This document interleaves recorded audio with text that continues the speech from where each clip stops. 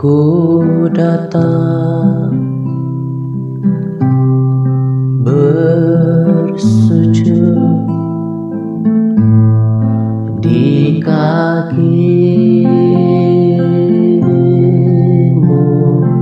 Yesus. Hadiratmu penuh sukacita.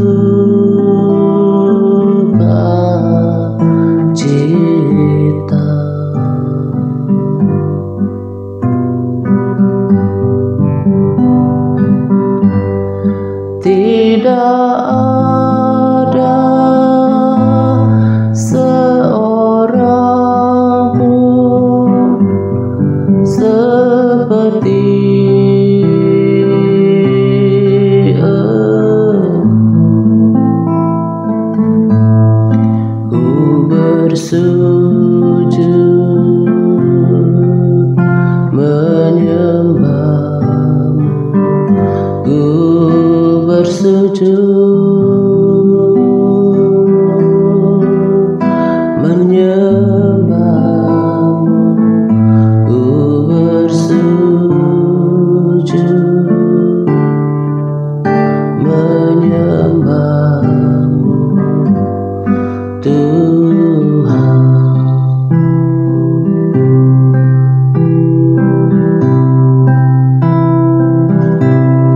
Ku datang bersujud di kakimu, Yesus. Hadiratmu penuh sukacita.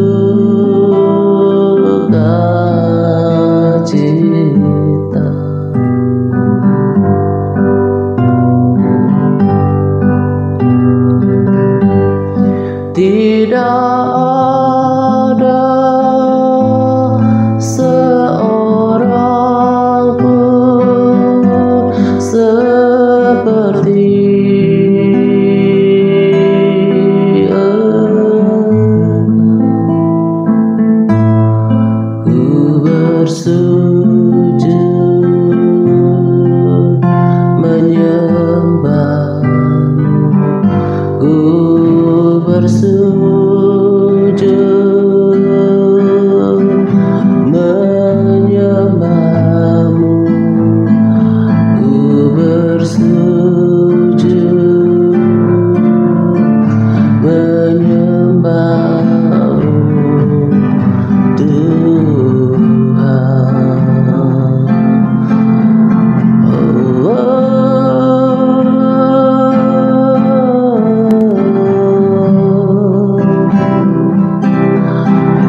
Tidak ada seorang pun seperti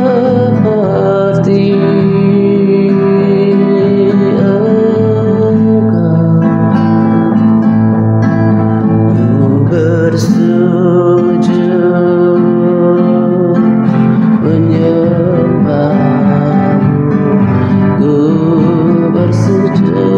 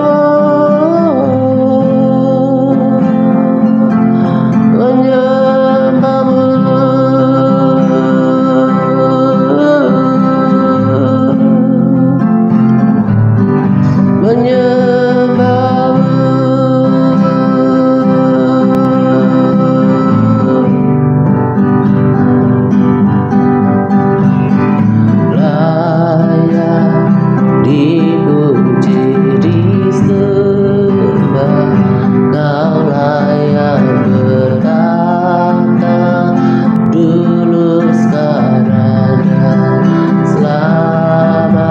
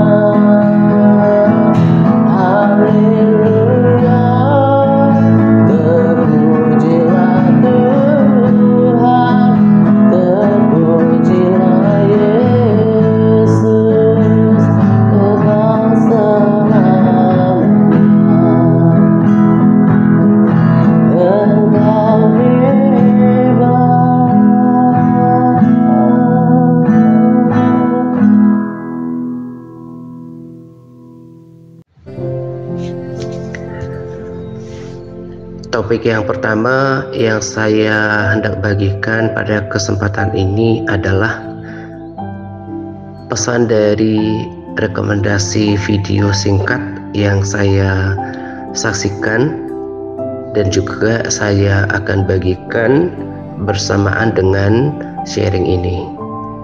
Ya, sebetulnya yang dimaksud oleh pembicara atau hamba Tuhan pada rekomendasi video singkat ini adalah terkait Israel, ya, yang mereka terus saja menolak. Ya, saya percaya sebagian besar dari mereka terus saja menolak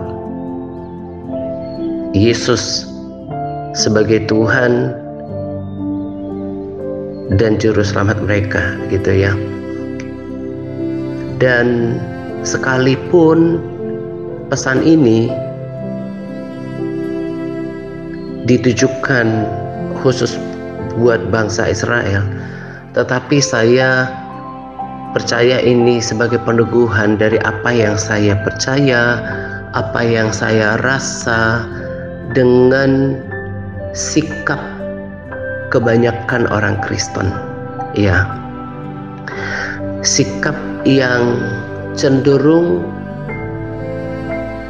tidak merespons baik, ya, tidak merespons baik, tidak mau mengambil keputusan untuk sungguh-sungguh kepada Tuhan.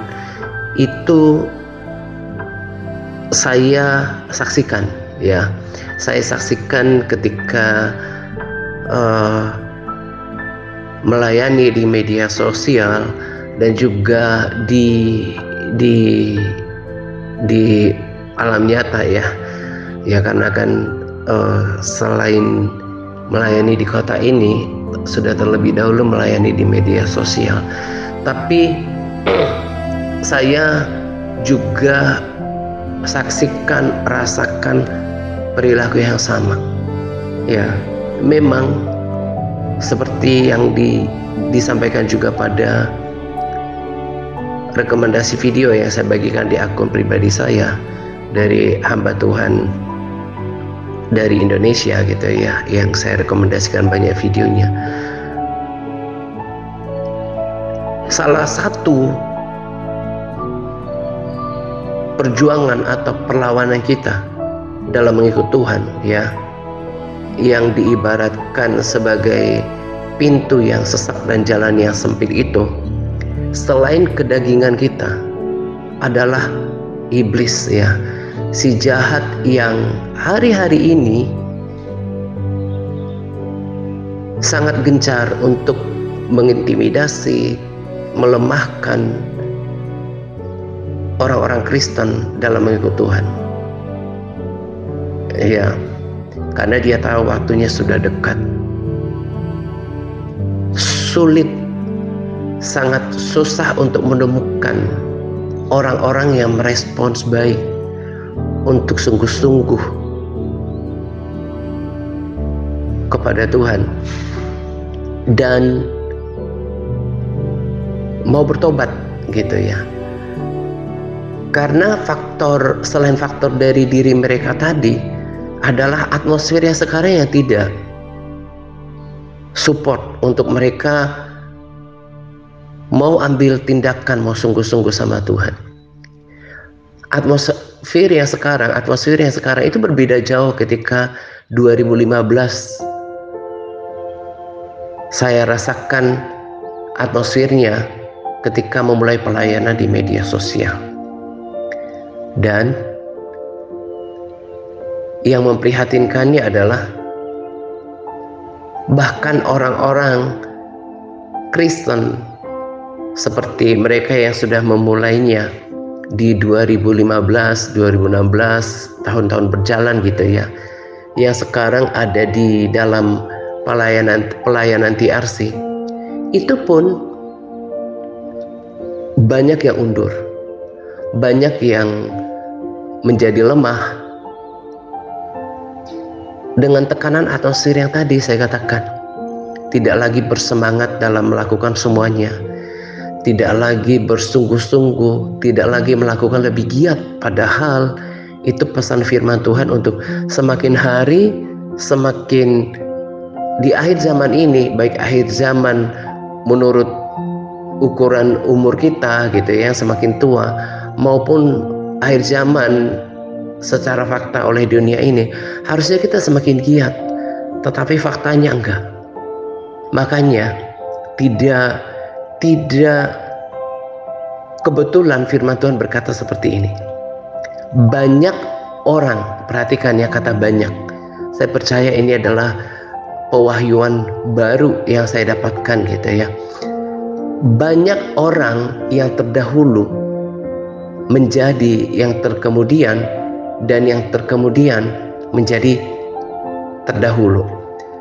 Di versi lain dikatakan banyak yang terdahulu menjadi yang terkemudian, dipakai kata beberapa yang terkemudian menjadi terdahulu. Itu artinya apa? Lebih banyak mereka yang terdahulu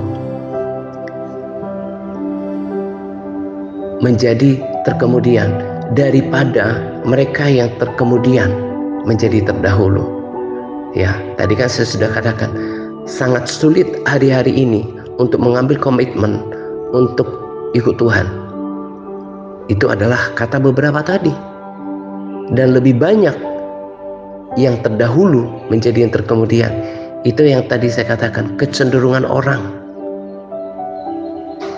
sudah tidak bersemangat, boro-boro tambah giat dalam mengikut Tuhan di akhir zaman ini. Saya bahkan rasa itu ya, hari-hari ini kalau tidak berkomitmen untuk lakukan semuanya, tidak bayar harga untuk melakukan aktivitas rohani, untuk melatih diri dalam beribadah, maka saya pun bisa menjadi undur, paling tidak menjadi lemah dalam melakukan semuanya. Nah, akhirnya ini menjadi peringatan buat kita. Ya, kalau masih ada di antara kita yang katakan 50-50 lah, masih punya kemauan, ayo usahakan. Ya, usahakan, strive, berjuang untuk terus berada di garis depan, untuk terus fokus pada panggilan dan mengerjakan keselamatan. Karena tadi kecenderungan orang, kata firman itu ya dan amin.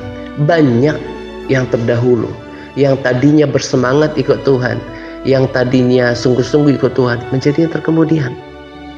Ya, di terjemahan baru nggak pakai kata beberapa, hanya dikatakan banyak yang terdahulu menjadi kemudian, dan yang terkemudian menjadi yang terdahulu. Tapi versi lain meneguhkan keyakinan saya bahwa hanya beberapa yang terkemudian menjadi terdahulu. Komitmen saya yang paling utama adalah terus berjuang untuk mengejar panggilan surgawi saya, terus melanjutkan pertandingan iman. Saya lakukan segala effort yang saya bisa lakukan untuk tetap disiplin, untuk konsisten melakukan semuanya. Membangun persekutuan dengan Tuhan itu yang utama. Dan pesan ini tidak akan pernah sia-sia bagi mereka yang mau berjuang. Ya, dan tadi saya katakan bagi kita yang mungkin 50-50 lemah, tapi masih ada dorongan untuk bangkit sekalipun tidak mudah. Tidak mudah hari-hari ini untuk menemukan orang yang mau sungguh-sungguh kepada Tuhan, karena tekanan di atmosfer itu tidaklah mudah. Tetapi kita bisa, asal kita mau membayar harganya, karena kita punya kuasa. Gitu ya. Ini pesan pertama, topik pertama yang saya bagikan pada sharing ini.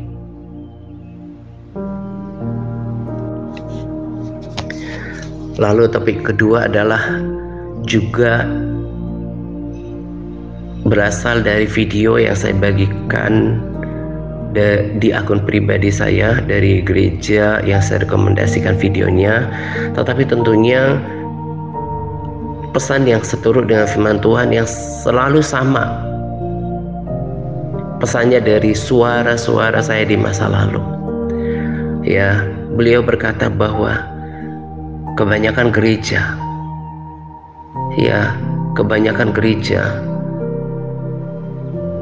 dalam hal ini tentunya para oknum hamba Tuhan kecenderungan tidak memperingatkan orang-orang yang dilayaninya, jemaatnya, atau orang yang dijangkau di media sosial itu tentang peringatan neraka.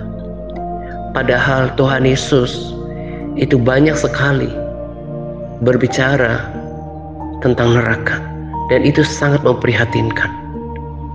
Ya, saya bahkan percaya kalau Tuhan di akhir zaman ini juga lebih banyak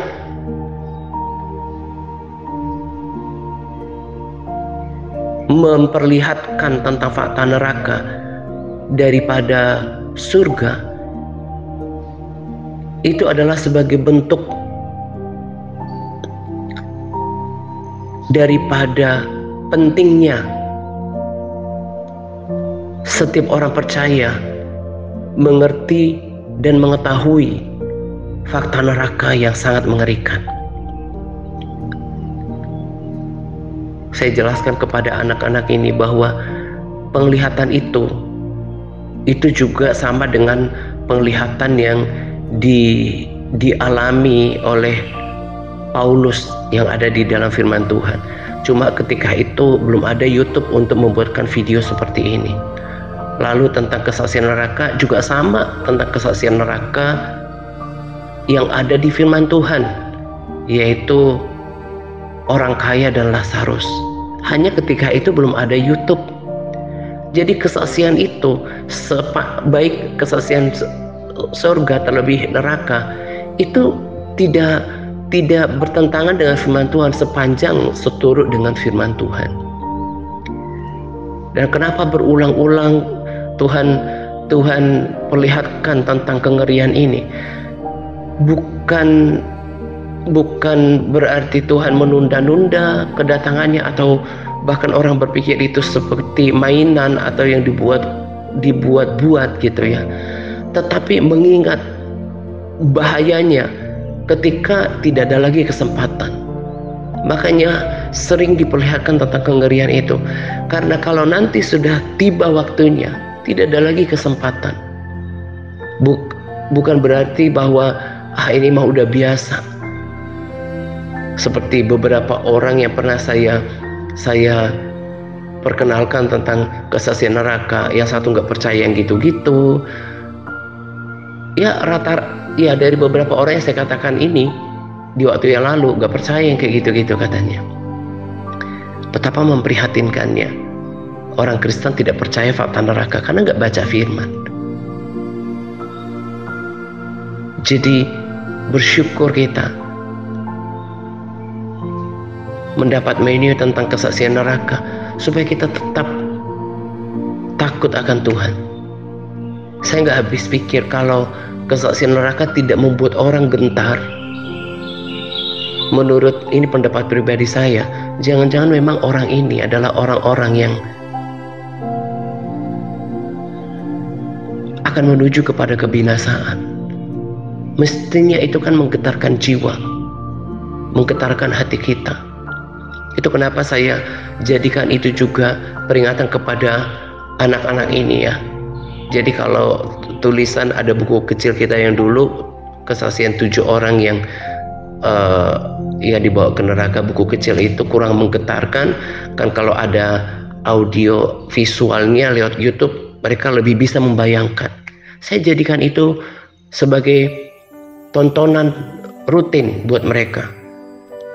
Hampir setengah dari mereka sudah saya ajak untuk menonton dan itu ada positifnya, itu akan diingat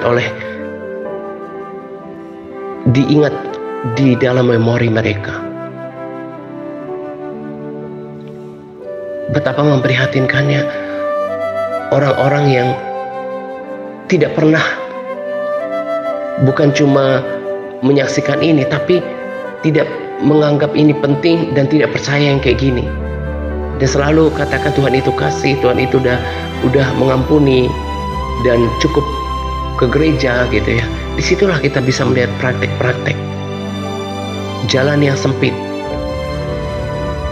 jalan yang luas, pintu yang sesak, pintu yang lebar. Saya mau katakan di sini bahwa saya masih berjuang yang terutama untuk ini, tapi bukan berarti saya egois hanya memikirkan diri saya sendiri, tapi juga saya berpikir mulai dari orang-orang yang saya kasih, orang yang saya layani di sekitar saya, selagi masih ada waktu untuk berdoa supaya mereka juga tidak berakhir di tempat kengerian ini. Ya, kita berjuang. Yang paling utama yang kita harus kerjakan, kita harus pertahankan adalah keselamatan yang Tuhan berikan. Jangan berkompromi dan terus berjuang dengan kekuatan Roh Kudus. Gitu ya.